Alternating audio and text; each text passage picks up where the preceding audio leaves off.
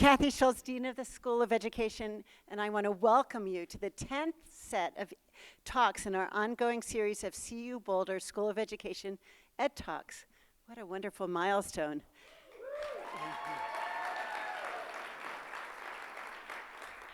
If I could see, I would be so delighted to see so many of people here tonight, so many new people, as well as our friends and community who have attended this great event in the past many, many times.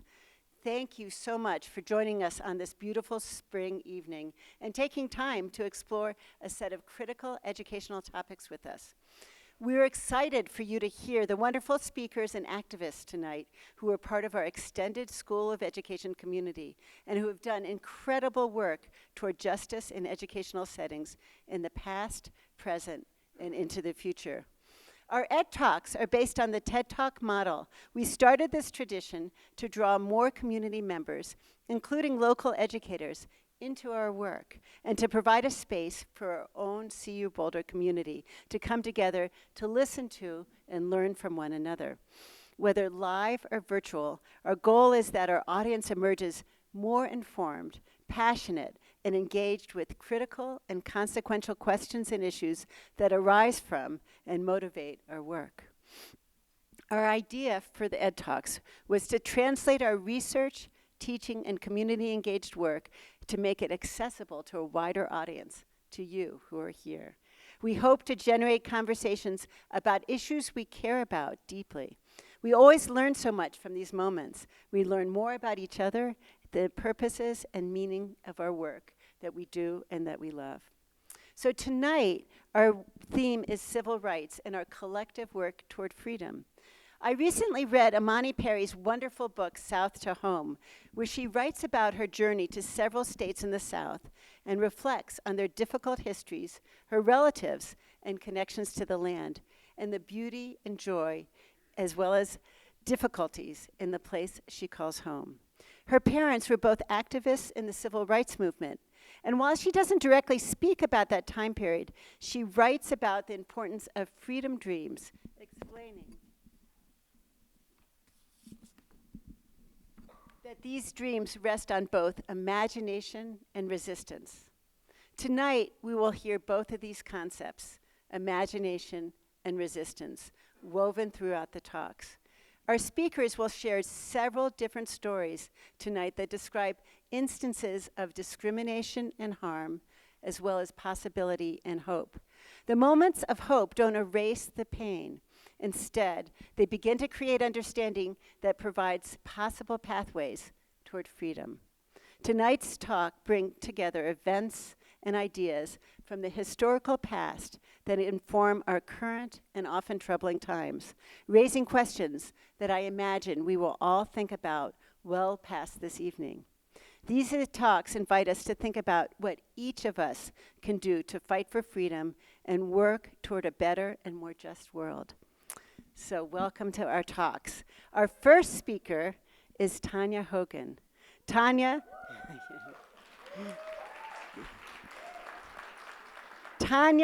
Hogan is Dr. Tanya Hogan is Executive Director of the Bueno Center for Multicultural Education in the School of Education at the University of Colorado Boulder. A native Spanish speaker born in Acapulco, Mexico, Tanya has over 25 years of experience in teaching bilingual students, facilitating professional learning, coordinating teacher education programs, and teaching undergraduate and graduate courses. She is currently leading Bueno in new and exciting directions that include this summer an institute in Puebla, Mexico. Please join me in welcoming Tanya.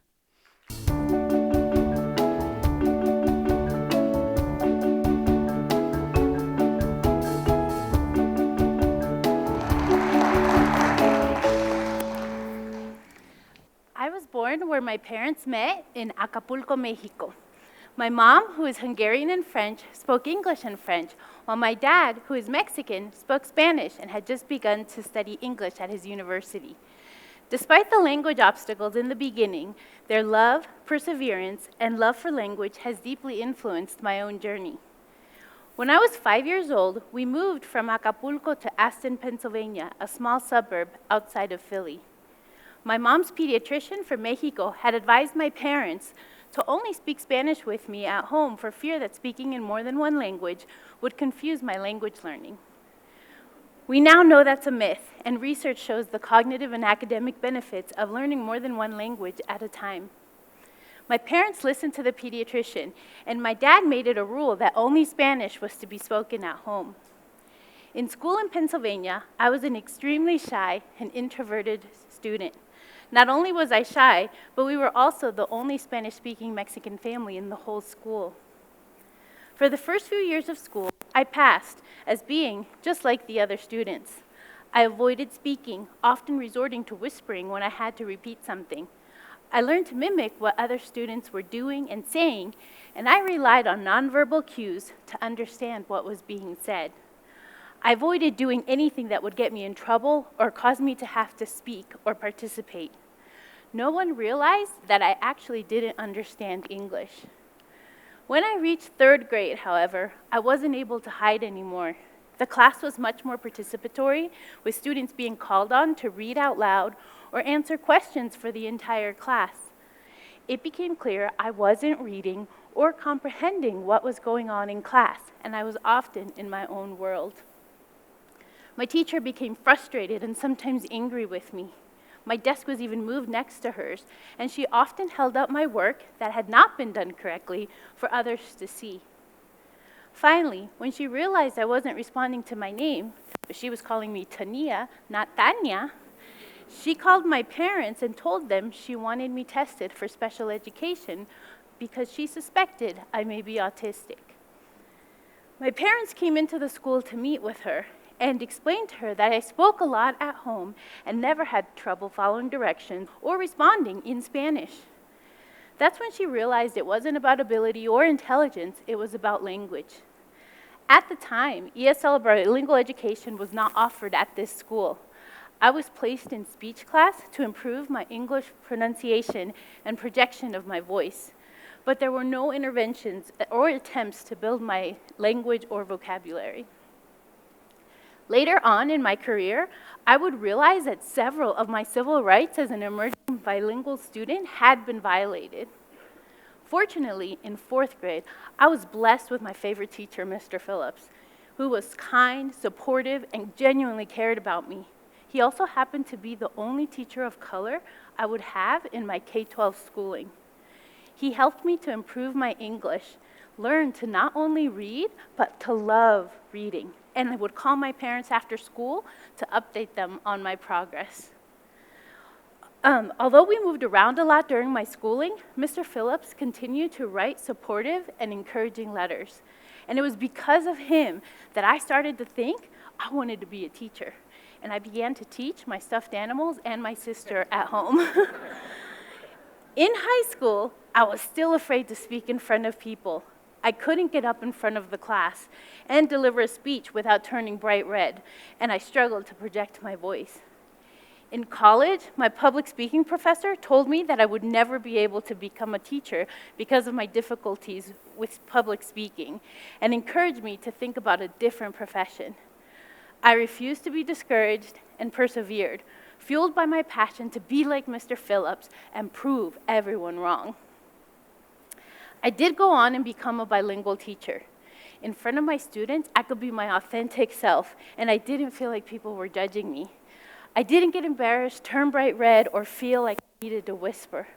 I loved teaching, and I loved the passion for learning that my students and I shared. I made it a priority to infuse culture and language into our classroom community.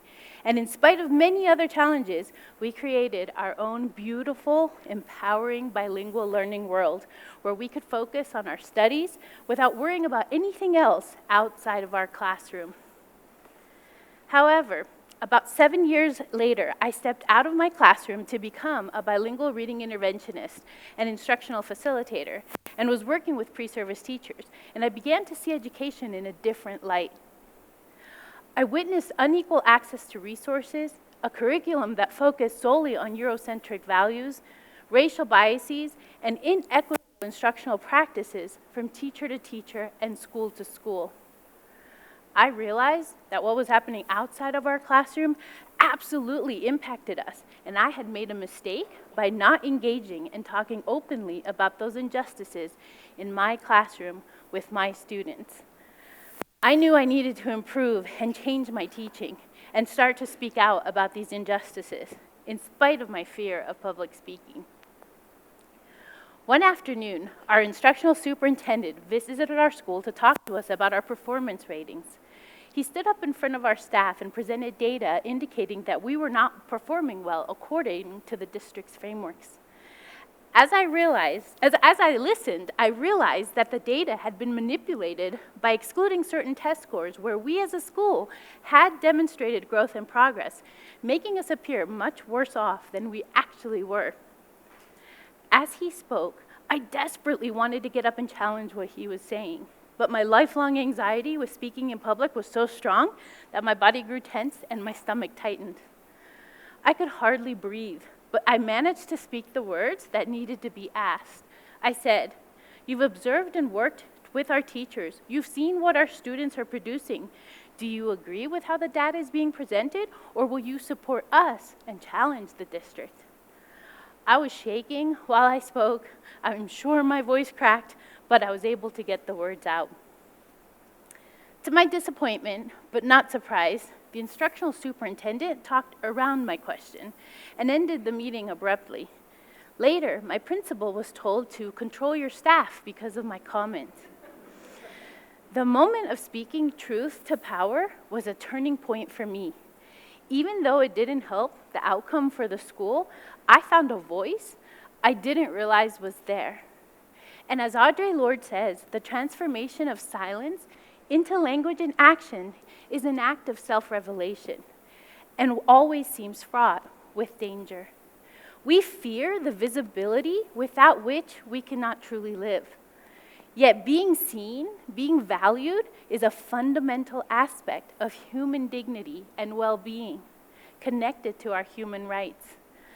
I worked for Denver Public Schools in different roles for 18 years before making a big change to working in higher education and pursuing a doctoral degree. My research focused on Latinx pre-service students and how they navigated unjust systems, policies, and processes while attending college and school-based internships. In particular, I looked at the different types of resistance. Positive resistance, such as resilient resistance and transformational resistance. I wanted to know how students' critiques of social oppression and motivation of social justice supported them in positive resistance towards unjust school systems and policies. One of my students, Dolores, who was part of my research study, always stopped by my office to talk to me before her classes, and we would check in with how school, her internships, and just life were going. One day, she talked about how frustrated and angry she was feeling in one of her classes when the students, primarily white students, would share stories about the Latinx children and communities they were working with. They often spoke about them in a deficit-based way. These poor kids, they lack this, they lack that, they won't catch up, their families don't care. Dolores said, "They don't realize they're actually talking about me. I'm from the same community. If I'm going to be a teacher, I have to learn to speak for myself and for my kids." Well, not in that white savior way, but showing them that we have a connection. We grew up and we speak the same way. Dolores wanted to say something so badly, but instead, she chose to be silent and not participate in class anymore. Over the next couple of weeks, her frustration grew. In each conversation with me, she would analyze the entire class discussion, and she would rehearse what she should have said or what she might do next time. Finally, towards the end of the semester, she had the courage to speak up, and she challenged those stereotypical ways of thinking that were being portrayed in the classroom. Instead of feeling silenced and marginalized, she found her voice. She spoke up, and she pushed back. Resistance in classroom is sometimes seen as self-defeat or acting out. When students complain about injustices they experience, the reactions from others can range from being dismissive or defensive to denying the validity of their experience, and at times, even branding them as entitled. What if we looked more deeply and saw the various forms of resistance from our students, from silence and disengagement to arguing, as an indication that there might be conflict or struggle? A struggle against injustice, oppression, and silencing. I am now fortunate to find myself in a place professionally where my passion for equity, social justice, civil rights, and culturally and linguistically diverse students intersects in a serendipitous way. And I still don't like public speaking, but I do it anyway to help create opportunities and access for others. It has been a long road to get here. As a child, I became invisible because I didn't speak English until a teacher saw me and heard me and inspired me to become a teacher. And in spite of who told me I couldn't do it, I resisted and I persisted. Overcoming obstacles, fighting for one's agency and voice are the beginnings and fundamental aspects of civil rights movements. Whether it be through resisting, acts of protest, civil disobedience, or simply refusing to accept the status quo, the fight for civil rights requires a deep sense of resilience, determination, and hope. I end with a call to action. As you interact with your students and colleagues, encourage them to share more stories and experiences about themselves, and just listen. Then help nurture and cultivate a path towards transformational resistance through dialogue, collaboration, and collective action. When a student, a colleague, or a friend engages in any kind of resistance, listen closely to the smallest whisper or the loudest scream. It is a call for equity. It is a call for justice. It is a call to action. Thank you.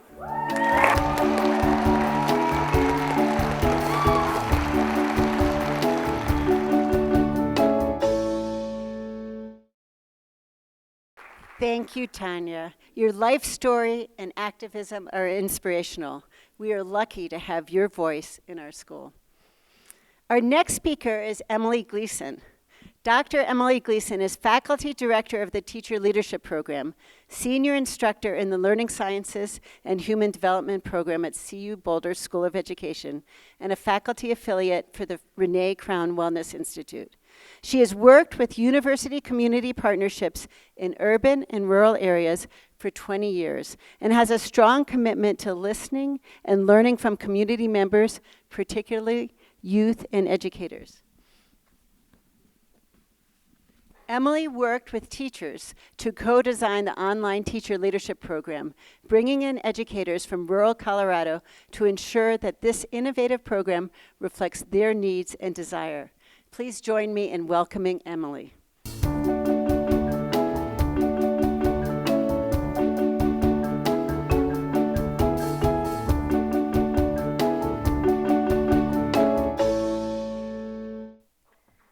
Back in 2015, I was living and teaching in a small town in southern Vermont called Rutland. It's there that I became an accidental expert in refugee rights. It's there when I learned what happens when our desire to be welcoming crashes into "not in my backyard." Rutland is actually the second biggest town in the state of Vermont with a population of close to 16,000 people. But it's a funny mixture of rural and urban with a declining population and an opioid problem. Outsiders sometimes call Rutland Rut Vegas, which locals hate, because of the strip malls that line the one main highway that cuts across the top of the town. But just like so many historic New England towns, much of life takes place on the local square, on the green at the town center. This is where the art fairs and the winter fests take place, where summer concerts pulse with energy. This is where life happens. Walking around Rutland, you'll see a quaint coffee shop, a bookstore, and a statue of Martin Freeman, a renowned African-American abolitionist who was born and raised in Rutland, Vermont. Though today, the Black population in Rutland is just about 1.4%, according to the census. It's a town that's in the midst of reclaiming itself as a place to be, with signs that say, "I love Rutland," fluttering on signposts and on banners above doorways. Homeless encampments are not far from stately Victorian houses with wraparound porches. Poverty meets wealth on the same block in this small town in southern Vermont. As an educator trained in urban education, I took my first professor position at a small state school outside of Rutland called Castleton State University. And I worked with local rural educators and first-gen, predominantly white college students. I loved teaching at Castleton, though I routinely felt frustrated that some of my students continued to resist conversations related to anti-racism and cultural literacies, as they felt those issues just weren't relevant to their white monolingual contexts.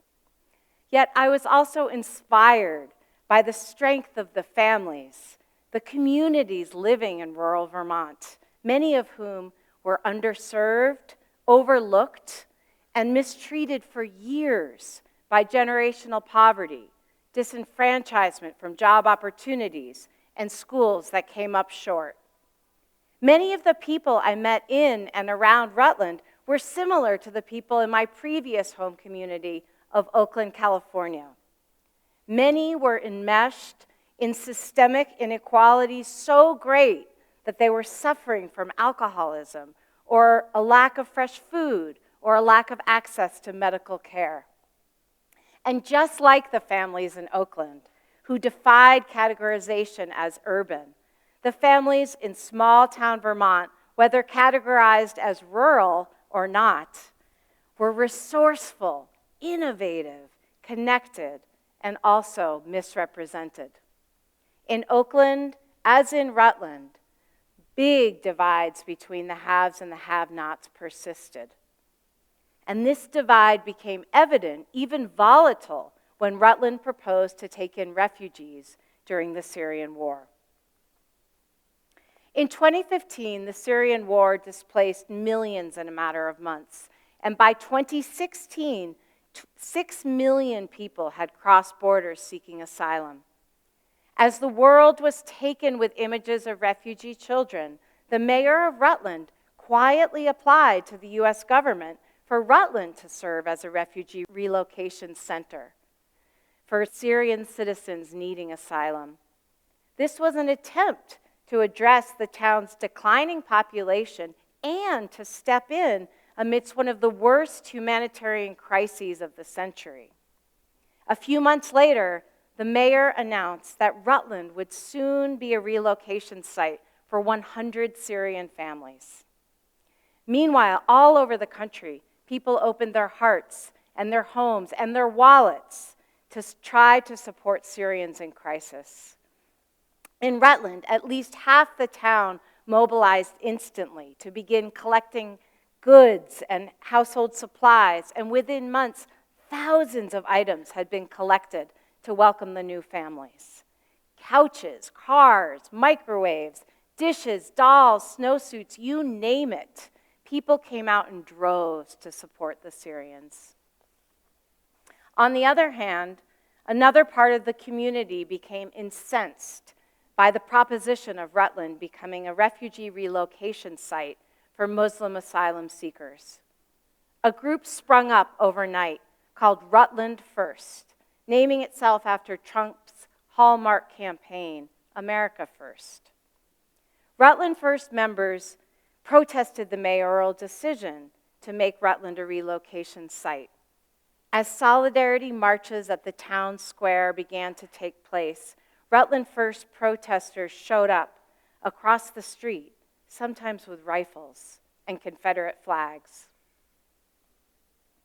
Many in this population had been out of work and down on their luck, and now, out of the blue, talks of job opportunities for Syrians and plans to revitalize neighborhoods took hold.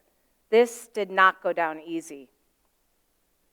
Long-standing conflicts about race and class, borders and belonging, conflicts that stretch back to the earliest days of the United States and before, simmered in the public square as rallies for and against refugee resettlement in Rutland took hold. As a professor of education, I saw an opportunity to fill a gap, and I quickly developed a plan to teach a course for local teachers who recognized that many, if not most, had not been trained to support culturally and ethnically and linguistically diverse children in their classrooms. In developing the curriculum, I drew on the expertise of the community who could help us learn about Syria and refugee contexts globally, such as a history professor friend who studied the Middle East and other community organizers who worked with transnational populations in nearby cities. I invited youth who had escaped war-torn contexts to come and share from their experience. In the first semester of the course, we delved deeply into the complexities of race, class, and nationalism in our own classrooms in Vermont. One teacher shared that his 7th graders were riled up about the Syrian families who were set to arrive in Rutland. He explained that a student had declared that very day, "When they get here, I'm just going to shoot them up. They don't belong here and they are not welcome." The teacher, close to tears, confessed that he had no idea what to do or say or how to intervene, and as a result, he let the moment pass. We sat in silence collectively that night, collectively feeling what it means to look violence in the eye, knowing how daunting the task of making each other human really is and can be. We rehearsed what the teacher could have said to the student and the class and how he might have responded. Teachers also took positive action and leadership, partially as a result of the class. Some reevaluated their own curriculum to include more diverse voices and histories from around the world and around the country. Other teachers mobilized at the school and district level for greater supports for teachers related to equity and anti-racism in the school system. Around town, anger continued to bubble up at the edges of the green. Sometimes pickup trucks would circle the square, sporting large American flags with drivers shouting things like, "Rutland first," or "Not in my town." But many, many more people gathered in the square, even on bitter, cold days with signs that read, "All are welcome," and "We are all immigrants." Along with the conflict, there was collective warmth, energy, and hope. In the end, due to the Muslim ban put in place in January of 2017, only 3 Syrian families arrived in Rutland. Fortunately, they are thriving in Vermont today. And currently, Rutland is preparing to receive a number of Afghan refugees looking to be resettled. This would not likely have been possible without the groundwork that was laid in 2015 and 2016 in the town square, the coffee shop, and the classrooms. The struggle and conversations then paved the way for the welcome today. I left Rutland in 2018 and now teach at the School of Education here in Boulder, Colorado.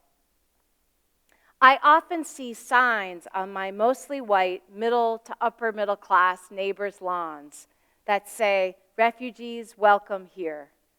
I applaud this impulse, and I wonder about the reality. In spite of the conflict I saw in Rutland and the tensions that continue today at the national scale about personal rights, immigrant rights, and refugee rights, I do believe that welcoming is possible. I believe that if we continue to work to create communities that welcome rather than divide, if we commit to struggle together, we may begin to grow together, to learn together, and to cultivate more spaces of belonging that are rich in diversity, imagination, and possibility. Thank you.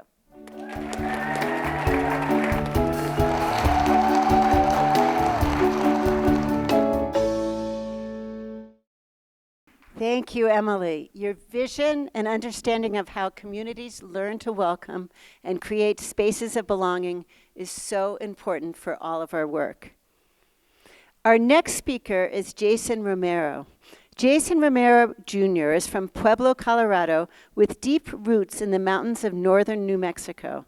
As an undergraduate student, Jason created a CATSA, Youth Leadership Education and Empowerment Program, and has guided the program over the past 10 years. Since 2014, Jason has been a Chicano studies teacher in Southwest Denver, and in 2020 became director of the Chicano and Latino History Project at CU Boulder. Please join me in welcoming Jason.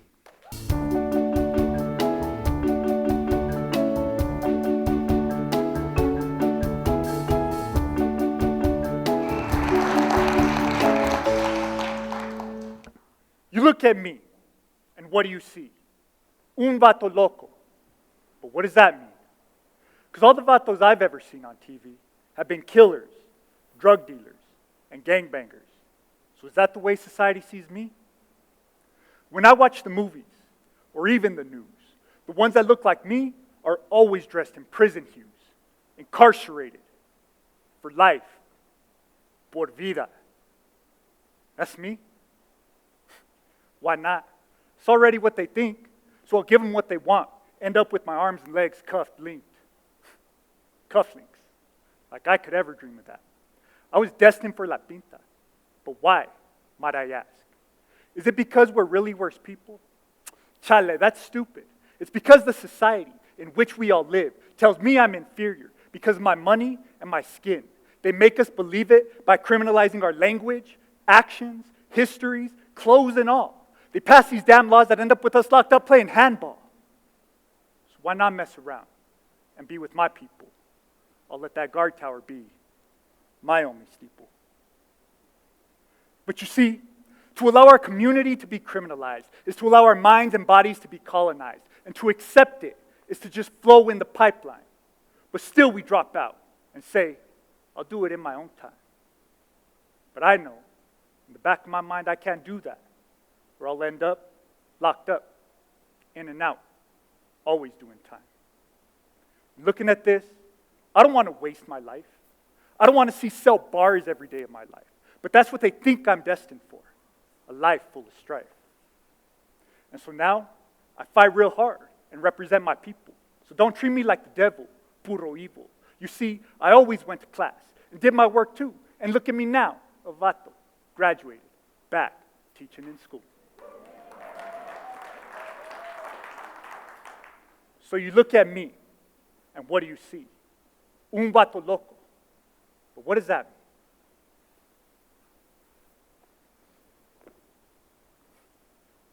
I grew up in Pueblo, with roots that run deep into the mountains of northern New Mexico. My family didn't have to cross any borders to get here. We were already here when these man-made borders were drawn and when they were moved. This historical connection to the land of what we now call the U.S. Southwest is something that provides me a sense of self, a sense of identity, a sense of Chicanismo. Chicanismo can roughly be understood as the sense of being Chicano, and this was the identity that colored my experience growing up. From embarking on a pilgrimage every Good Friday to the Santuario de Chimayo in New Mexico, to growing up with our family lowrider in the garage, Chicanismo was embedded in my experience before I even knew what that meant. As a young person, my academic identity was that of a voracious learner. I loved to read, and I would spend hours a day consuming information and trying to make sense of the world around me. As an elementary school student, this was typically encouraged, and most of my teachers from that time pushed and supported me. I never felt as though my personal and academic identities were in conflict until I was a bit older. One of the first significant memories I have of high school happened before my freshman year even began. When I received my initial schedule for the upcoming year, there were a couple changes I wanted to make. Namely, I wanted to enroll in more honors level courses. And so my mom and I, we went to the school, and we met with the counselor that I was assigned to. And I told her about those changes that I wanted to make to my schedule. And almost immediately, she began telling me how hard these classes were going to be, and about how things were so much more difficult in high school than they were in middle school. And if I really wanted to do this, I would need to buckle down and not prioritize sports like basketball. Now, I didn't even play basketball. But the point she was trying to make was extremely clear, that her expectations of me were low, and that in her mind, there was no way I would be able to handle the workload of an honors level student. So my mom let her know what was up. She asked that counselor if she had even seen my transcripts. And as she turned around, she saw the courses I had already taken, both as a middle school student and at the high school as a middle school student. And her whole demeanor changed. She made those changes. On the ride home, my mom and I talked about what had happened and how what I had just experienced in that high school counselor's office was an example of the type of racism and discrimination that would populate my experience from that point forward.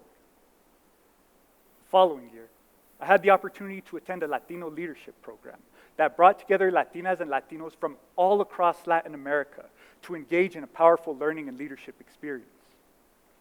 At this program was one of the first times that I felt an intense pride in my cultural identity, and seeing so many people who were like me and who were doing amazing things in their community was a transformational experience.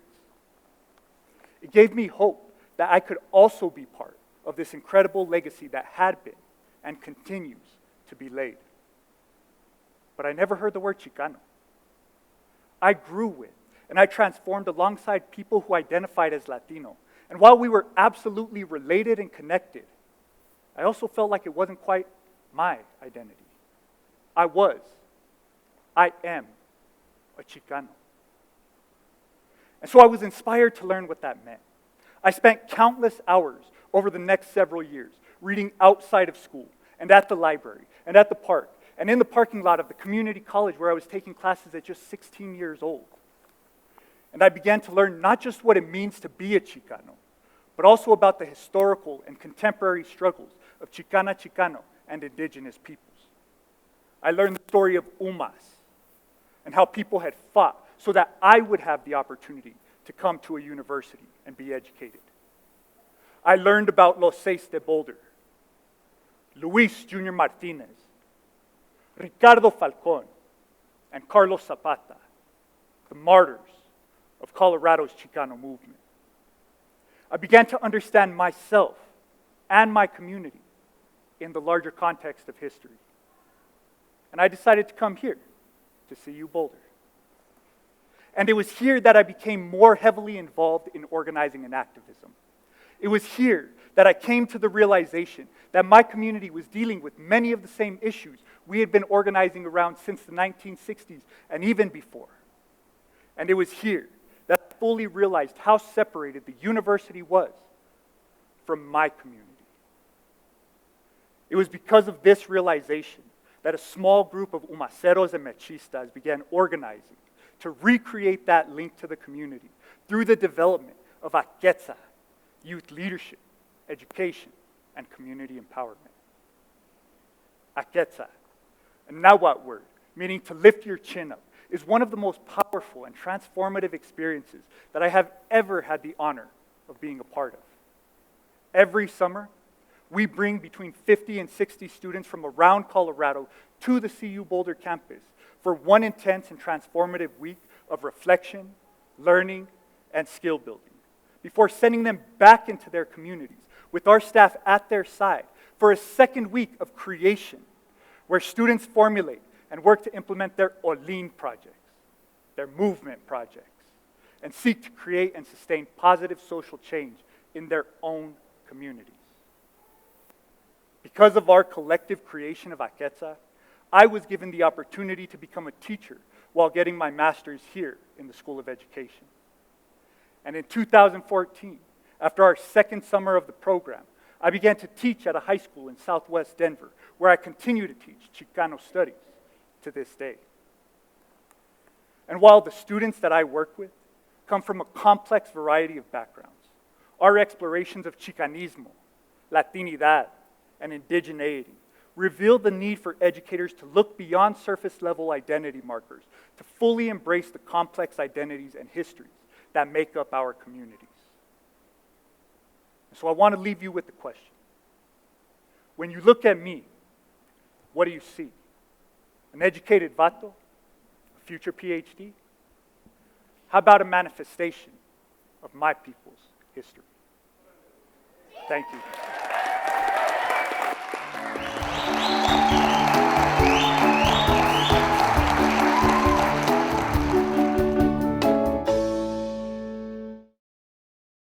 Thank you, Jason. We learned so much from you when you speak truth to power and how you embrace your Chicanismo. Our final speakers are Ruben Donato and Judge Martin Gonzalez, who will speak about a little-known chapter in educational civil rights.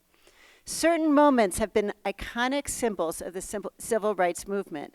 Brown v. Board of Education in 1954 and the fight to end segregated schooling evoke images of young people like Ruby Bridges in the Little Rock Nine, tearing down racial barriers. Struggles against school segregation are memorialized in textbooks and curriculum. But Mexican Americans have a long-standing but lesser-known history in the struggle against school segregation.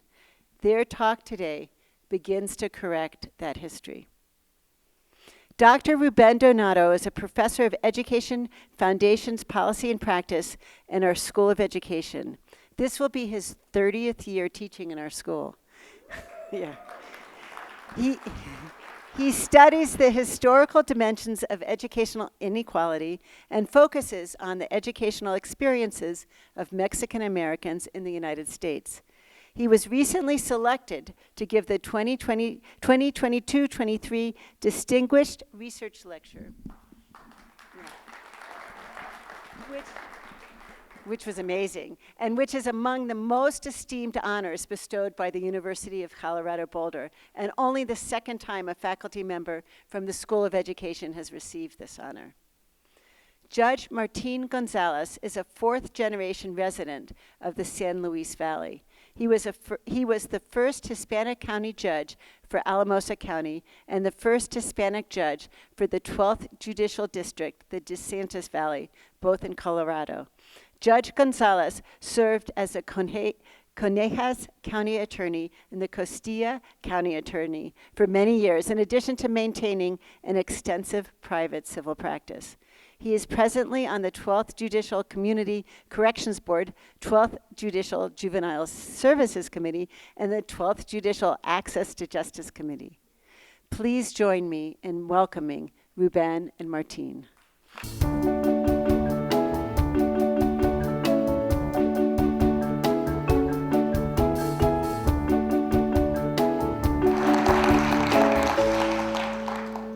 In 2014, my colleague, Professor Gonzalo Guzman, found a story in an obscure newspaper in Wyoming.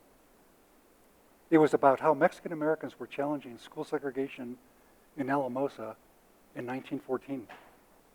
The story, however, was vague. It did not give details. Professor Guzman and I had a conversation.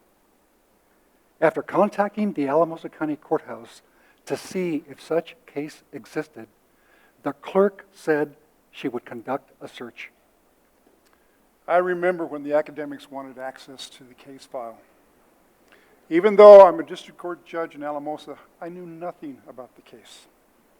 After getting the request, I authorized a search of the archives for the case file.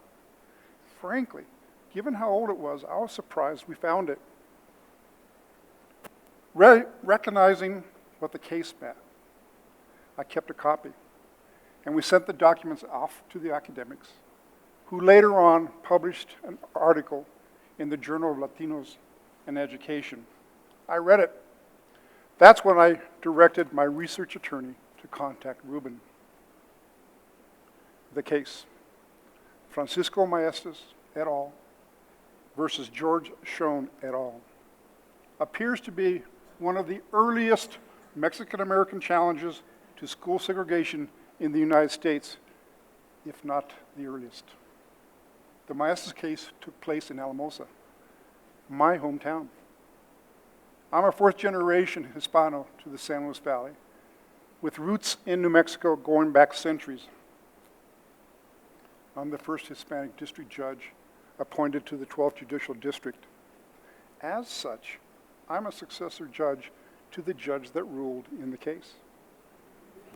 This historical context explains why the case was important to me.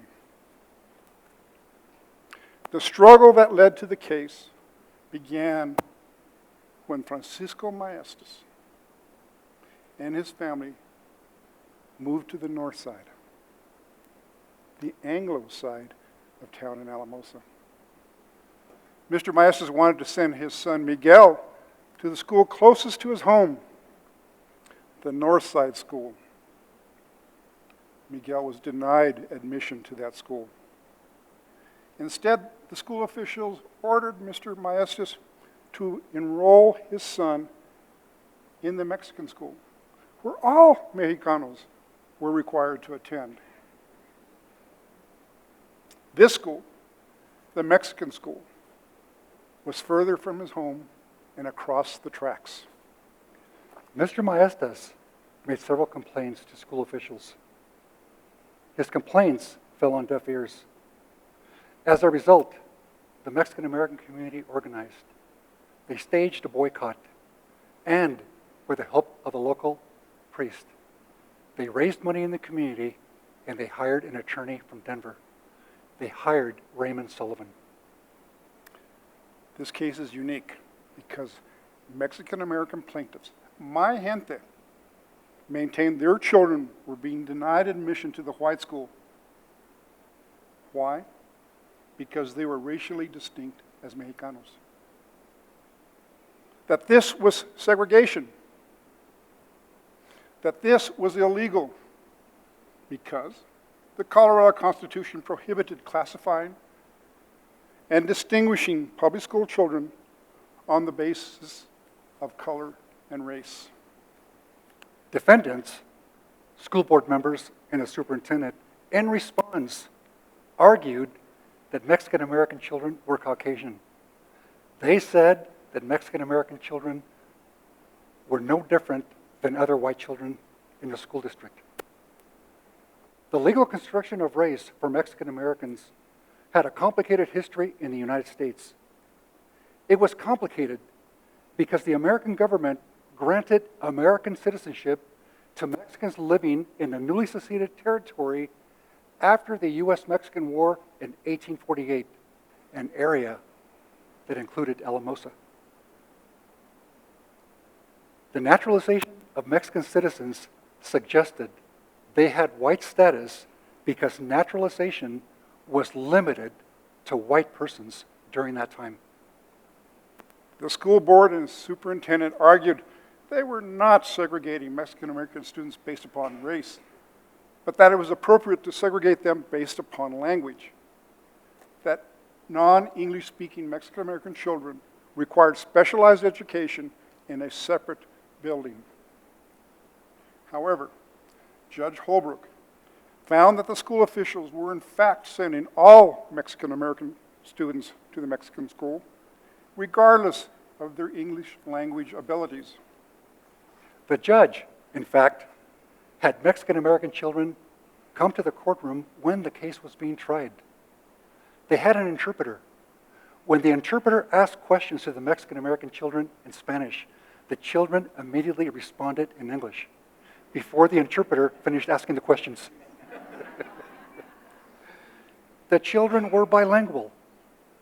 They were Americans. They had deep roots in southern Colorado and northern New Mexico. Judge Charles Holbrook ruled in favor of Francisco Maestas in 1914. The judge decided the school officials could not prevent English-speaking Mexican-American children from attending schools of their choice. Miguel and his classmates were allowed to attend schools that were closer to their homes. The Maestas case appears to be the first successful Mexican-American challenge to school segregation in the United States. Its importance seems self-evident, but sadly unknown. We've formed a committee made up of academics, lawyers, judges, descendants of the Maestas family, and community members. And we've begun the work to tell the world about the case.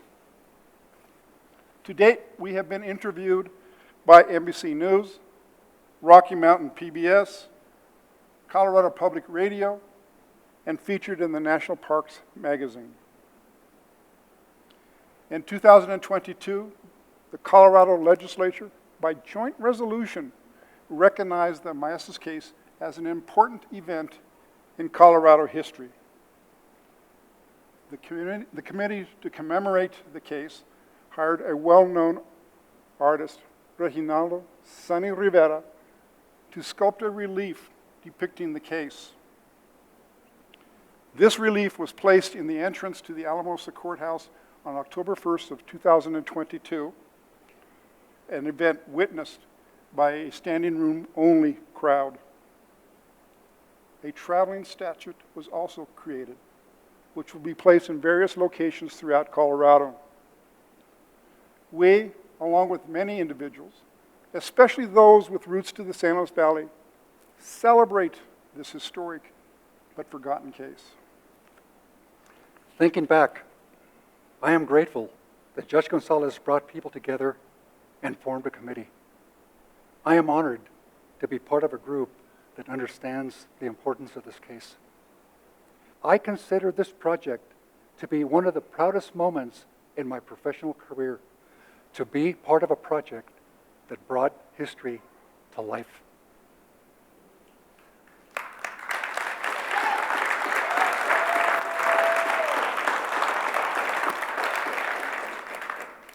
Sadly, most people in the United States learn a history that does not mention or understand our Hispano heritage in northern New Mexico and southern Colorado. We've been forged out of relative isolation, surviving drought, poverty, and the benign neglect of Spanish, Mexican, and United States political systems. Out of this, we became culturally unique and came to understand the importance of education to our survival. The Maestas case underscores how important education is to us and the willingness of my gente to organize against great adversity to achieve equal education. It shows our hope. It shows our inspiration. It shows our certainty that we Hispanos are meaningful to this ever more complex society.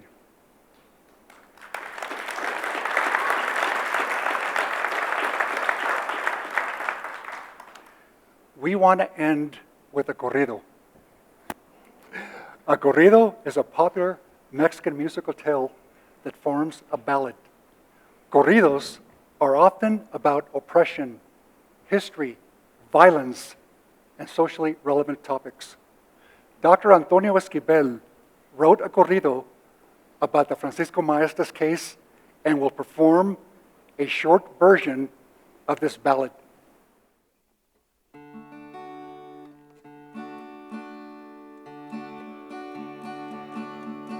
In 1914, in Alamosa pasó the fight with the school. Don Francisco ganó. Alamosa had two schools donde tenían que andar. Miguel and his sister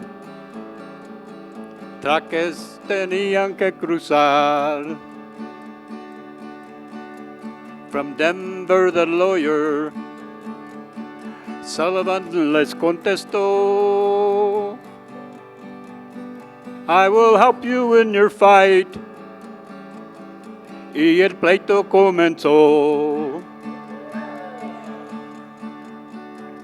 In March of that year, Judge Holbert declaró, attend the nearest school. Y así lo mando yo.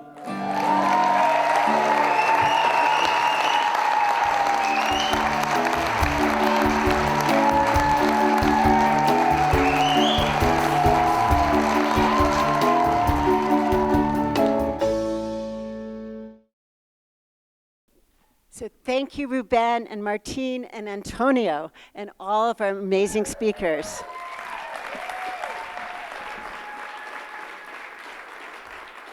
Please come back to the stage and we'll applaud you again.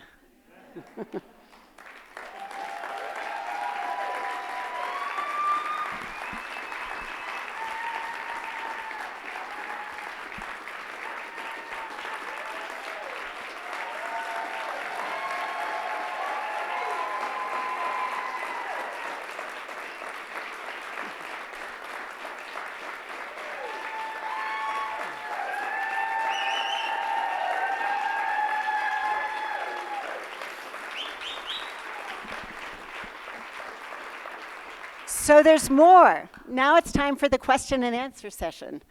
So we're going to take questions and answers, questions from you and answers from them, questions from the audience, and we'll have mic runners coming around, so just raise your hand. I'll begin by asking the first question, which is for Tanya. What are some of the most important ways educators can support the youngest emergent bilingual students today? I would say that you have to use culturally sustaining instructional practices in the classroom. I think in schools right now, there's too much assimilation and a standardization, and we have to value culture, language, and incorporate that into the curriculum and the ways of being, and value collectivism over individualism. And I think that's one of the most important ways. For emerging bilinguals, the other thing is to keep high expectations paired with high support, so to support them within that context of care. And then you have to be good at knowing how to differentiate and scaffold for language and to meet students' needs. So I would say those. Thank you. So now it's questions from all of you. You should feel free to ask questions to a single person or to anybody in the group, to several people in the group. So let's see if I can see. You have any questions? Great. Okay, then we'll come back.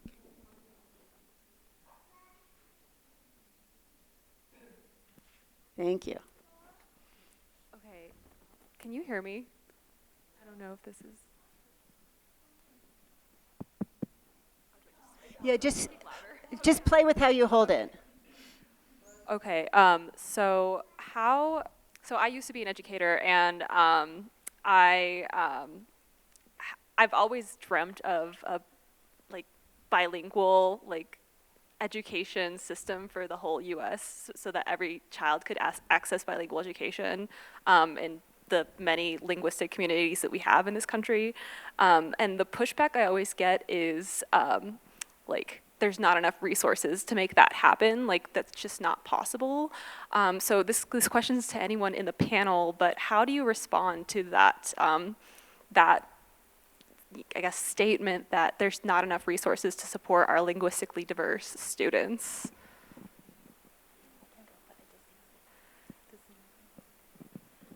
Okay, I'll take it then.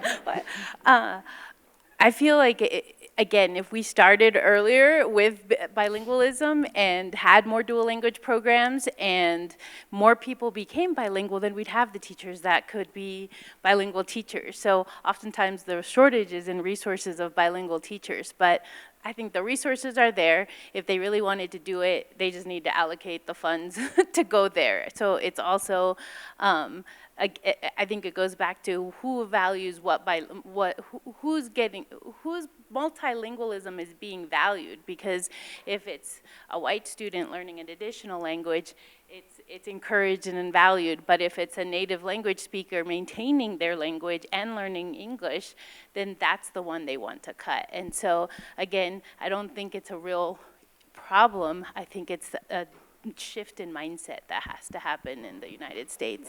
Thank you. There's a question over here. Can I add? Okay. To Judge Gonzalez, if there is a solution that you see in the law for the same problem? The law is a strange animal, isn't it? There are good laws and bad laws. The good law that the Colorado Constitution had in 1912 produced the result in this case. That particular provision has been altered a bit, and it's not real clear it would still follow. So, my answer to that question really is, laws are the reflection of society's values. And so, to the extent that society struggles for good laws, we're going to have good results. And so, from my perspective, it's always a question of struggle, a struggle for what is good, and it's not going to be easy. The Alamosa case, there was only about 180 Mexicanos in Alamosa. The newspapers, the authorities, the school district, the state of Colorado district individuals and authorities were all against them, but they prevailed. Thank you.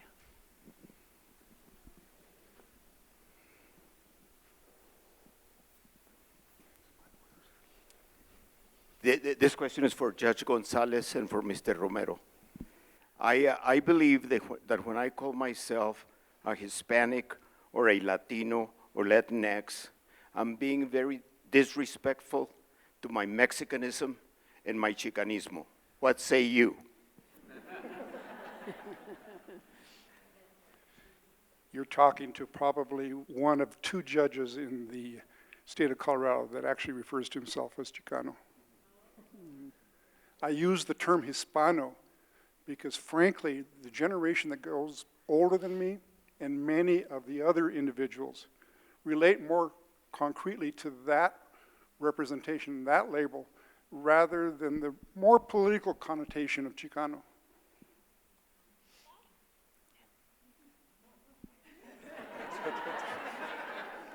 ¿No lo quiere?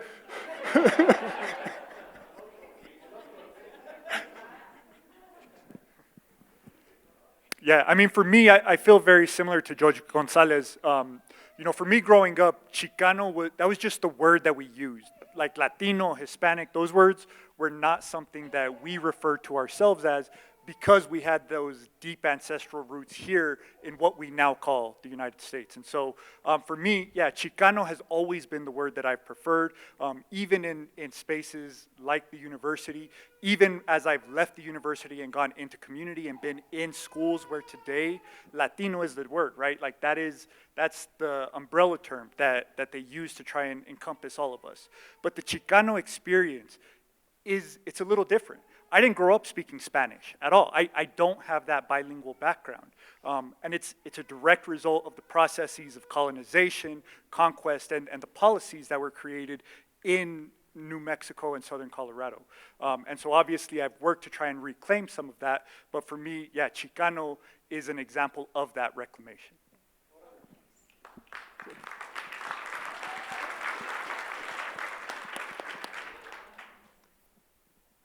This down here, Ashley.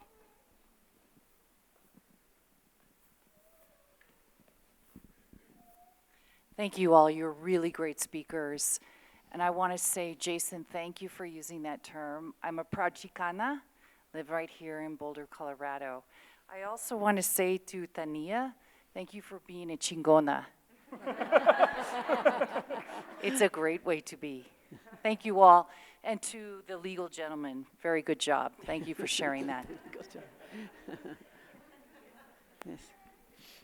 Hi, I just wanted to acknowledge the wonderful mentors that are on the stage for our children to be able to see and the history. I also want to acknowledge Jason because I'm from Pueblo. And I was one of two, me and Roseanne Hernandez, who was in the honors programs, and they just tried to get us to go somewhere else. And I graduated from the University of Colorado Psychology Department, one of the first Chicanas in that program, in the PhD program. So, but I also wanted to talk about the importance of the leadership programs. And hopefully there's some financial support for that, because I think that is the entree for many of our younger students from across southern Colorado. I was born in Walsenburg, by the way, and roots to northern New Mexico. So I'm inspired by you, and the case is just amazing. And the work that you did, thank you so much.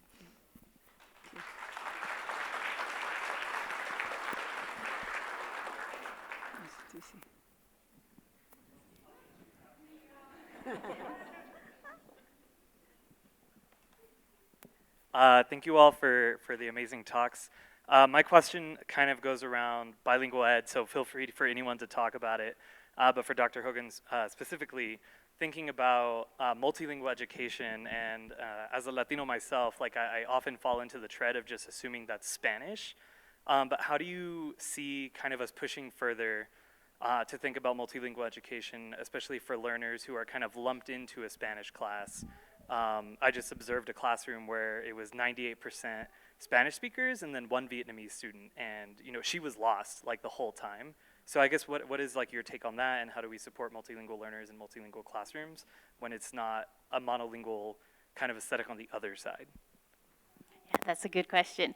I think it goes back to the culturally sustaining practices. You have to know who's in your classroom. And so I think it's learning each child's an individual. And as Jason said, the history, just because they are Mexican, Latino, does not mean that they speak Spanish. There's different historical pieces that are connected to that. And especially now, we're getting immigrants from many, many different countries. And schools have, there's schools that have up to 70 languages within one school. And so again, it's back to strategies that are good for multilingual students, which those strategies are good for all students as well, and support. And so using visuals and again, changing storytelling, just infusing culture and language into everything that we do.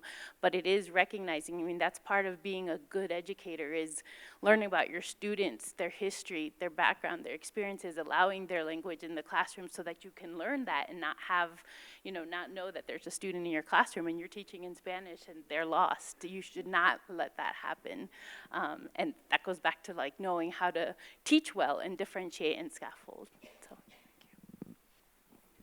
I was just wondering, as a public high school teacher in the Denver area, and seeing people like Tim Hernandez in DPS kind of get forced out for his vocal support of his Chicano students, what are maybe your immediate hopes or fears for the future of bilingual ed in Colorado specifically? we'll take it, let's do it together. I actually met Tim Hernandez, and he was hired at a school that valued what he's doing and teaching in, he teaches a class about protesting now. And so again, it's the same thing that we're saying about students. It's valuing the assets, especially the cultural assets that teachers have, and making sure you're putting those in, you're recognizing them. They weren't being valued in his space that he was in, and he had to find a different space to be able to do that and advocate. And he's doing a really good job and working for a principal that values what he does and put him teaching in a class that allows him to do what he loves. So I don't know if you want to. Yeah, no, I definitely agree with what Tanya's saying. And I think when we talk about this type of education, whether that's multilingual education or whether that's ethnic studies, the discipline that I come from, I think that these academic disciplines are looked at a certain way because they disrupt the traditional value system. These are studies, these are disciplines that value humanity above everything else. And I think that that's really at the core of the work that we do, that when we value humanity, when we value the people, right? yes, they are young people, but they are people who are coming into our classrooms. When we look at them as full, realized human beings who are still in that process of learning and developing, that completely changes the way that we engage with education. And that's one of the ways that I think, for me, I've seen that there are more educators now who want that than when I was in school, that's for sure. I have seen that there are teachers who are moving in that direction. I think also just listening to what teachers are saying, as you're saying, and really following what their pursuits and their dreams are, and elevating teachers to be in those positions of leadership, to listen, is where we need to turn so that we can begin humanizing and changing our educational system to honor the complexity of languages and cultures and traditions and heritage that are in almost all classrooms. Thank you. So we have time for one more question, and we're going to ask it to each. We're going to ask each one of you to answer it. So the question is, what are the next frontiers in the struggle for civil rights? I don't think they're new frontiers. There's a saying that all politics is local. And let me change that around a little bit. I think all struggles are local. And they begin with the individual, and from the individual to the family, to friends, to community, and then the broader community. So from my perspective, it's all a question of, what do you want to see happen? What do you, as a local person, want to see occur, whether it be in the legal field or the education field?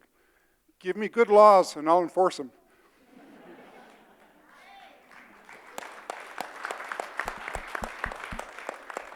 The frontier. Judge Gonzalez and I just got through discussing a case that's over 109 years old. Judge Gonzalez and I discussed a case that's over 109 years old. For me, the next issue is integration. We talked about segregation over a century ago. We are still struggling with that. And we keep on hearing about this resegregation trend. It's real, and as we move further into the future, we're heading towards a segregated society. Something has to be done about that. So in terms of a frontier, I think it's, as you've both said, the frontier we're already marching on and have been in terms of racial and class-based progress over the last 150 years. And it's a struggle, it's a frontier that we need to keep moving on. And in particular, I think it's up to white folks to educate ourselves about these long histories of oppression and systems of inequalities that continue to disproportionately harm individuals and communities of color. And it's up to white folks to disrupt and to step up and be a co-conspirator. Get with the program. Yeah, no, I mean, I have to agree with everything that's been said. I don't think any struggle that we are engaging with right now is brand new. Every one of the struggles that we're engaging with has previous iterations, and I think that for me, it always begins with education, both in and out of schools, because schools are not the only place where education happens. And I would say we need more of a focus on coalition building and solidarity across groups. And systemic racism is deeply ingrained in our society and impacting like housing, employment, the criminal justice system, so many aspects, and we've got to work on that. I also think expanding civil rights protections for LGBTQ plus communities, people with disabilities, and then immigrants, especially documented and undocumented immigrants, is another area that we just have to work on expanding those basic civil rights.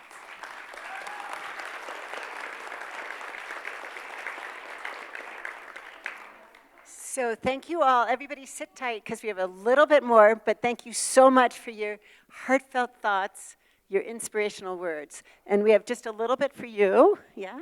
So.